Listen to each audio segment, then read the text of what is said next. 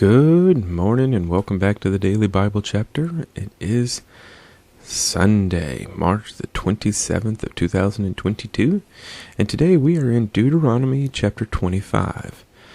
Deuteronomy chapter 25 talks about the laws of social responsibility, the marriage duty of the surviving brother, miscellaneous laws, and destroying the Amalekites.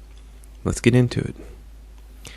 If there is a dispute between men, and they come to court, that the judges may judge them, and they justify the righteous and condemn the wicked, then it shall be, if the wicked man deserves to be beaten, that the judge will cause him to lie down and be beaten in his presence, according to his guilt, with a certain number of blows.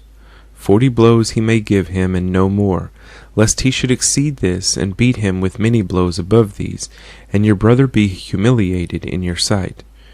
You shall not muzzle an ox while it treads out the grain.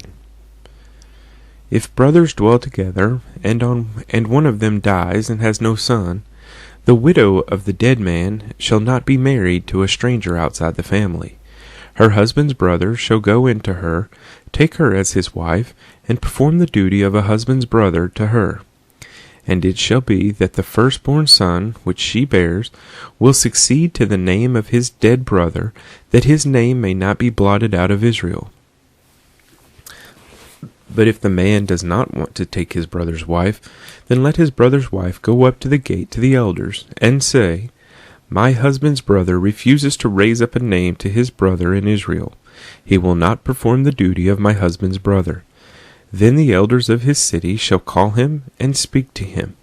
But if he stands firm and says, I do not want to take her, then his brother's wife shall come to him in the presence of the elders, remove his sandal from his foot, spit in his face, and answer and say, So shall it be done to the man who will not build up his brother's house. And his name shall be called in Israel, the house of him who had his sandal removed. If two men fight together, and the wife of one draws near to rescue her husband from the hand of the one attacking him, and puts out her hand and seizes him by the genitals, then you shall cut off her hand, your eye shall not pity her. You shall not have in your bag differing weights, a heavy and a light. You shall not have in your house differing measures, a large and a small. You shall have a perfect and just weight, a perfect and just measure, that your days may be lengthened in the land which the Lord your God is giving you. For all who do such things, all who behave unrighteously, are an abomination to the Lord your God. Remember what Amalek did to you on the way as you were coming out of Egypt, how he met you on the way and attacked your rear ranks, all the stragglers at your rear, when you were tired and weary, and he did not fear God. Therefore it shall be, when the Lord your God has given you rest from your enemies all around, in the land which the Lord your God is giving you to possess as an inheritance, that you will blot out the remembrance of Amalek from under heaven. You shall not forget. Deuteronomy chapter 25.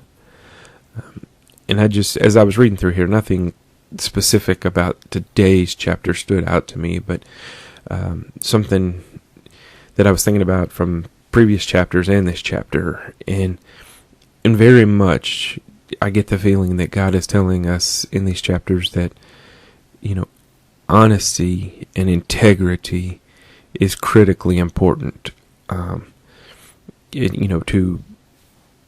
to being godly, if you will. We've talked about, up here in this chapter today, it was just talking about, you shouldn't have any differing weights, only exact measures, and that's important. If you're giving too much to one, you may not give enough to another, or if you're getting it dishonestly, then you're cheating the system, and you're being, I guess, unjustly enriched. And so, over the past couple of chapters where we've been talking about these laws of different things, honesty and integrity it just appears so critical, in these early laws. But I mean, I would say that that's critical now, even more so, or not even more so, but I don't think we focus on that a lot in the church. I mean, we get a lot of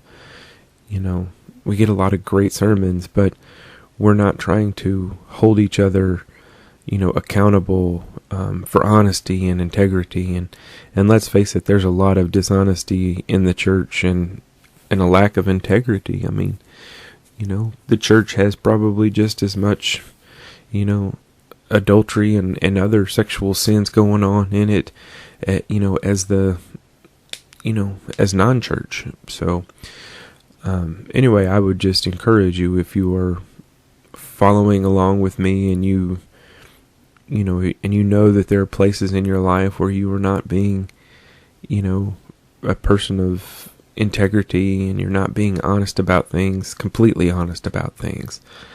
And I'd say that, like, verse 15 in this chapter says, "You shall have a perfect and just weight."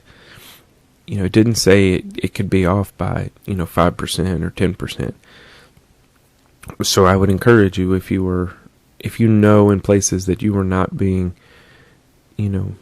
completely honest, honest with yourself or honest with others, that you would try that you would be that perfect weight, and express that honesty and that integrity and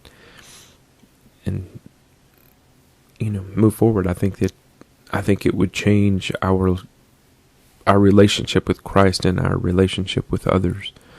Anyway, that's just my thought for the day. I hope you have a great day, and I hope you'll join me tomorrow for Deuteronomy, 27 tomorrow? No, 26 tomorrow. Sorry. So, anyway, have a great day.